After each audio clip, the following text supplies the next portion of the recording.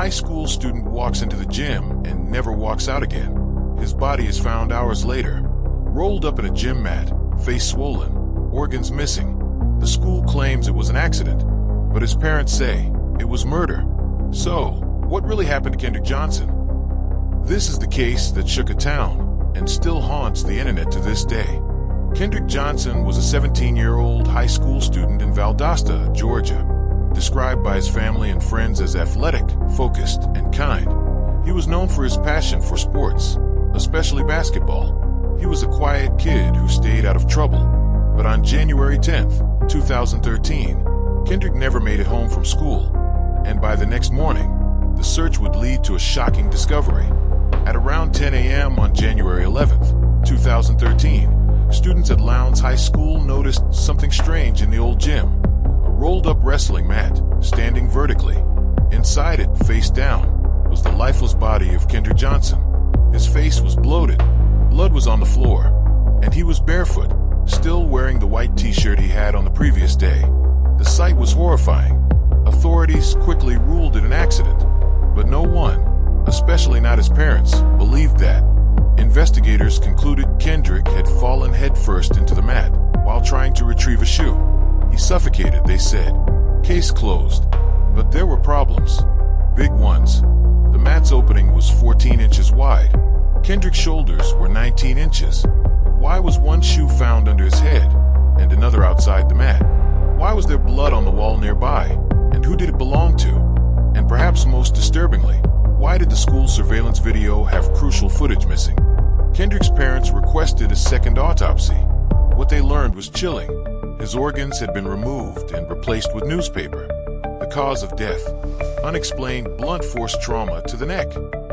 Why were his organs missing? The funeral home claimed they were too decomposed and discarded, but the pathologist hired by the family said this made no sense.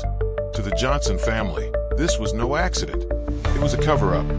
Lowndes High had 35 surveillance cameras, but during the exact window when Kendrick disappeared, the footage is missing or skips inexplicably. A 3-hour gap.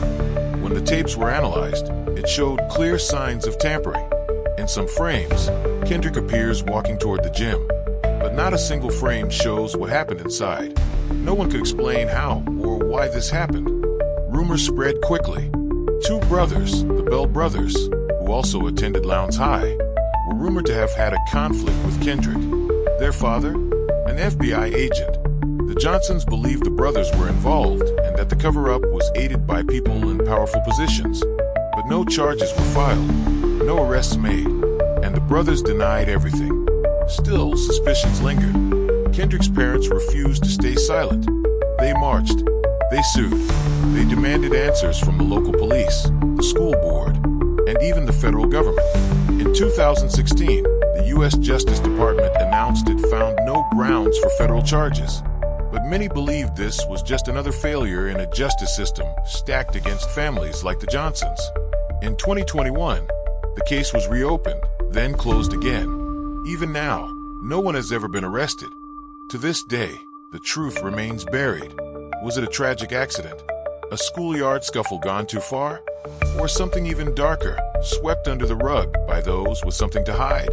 We may never know for sure, but what we do know is that Kendrick Johnson's family never gave up, and neither should we. Do you believe this was an accident or a cover-up?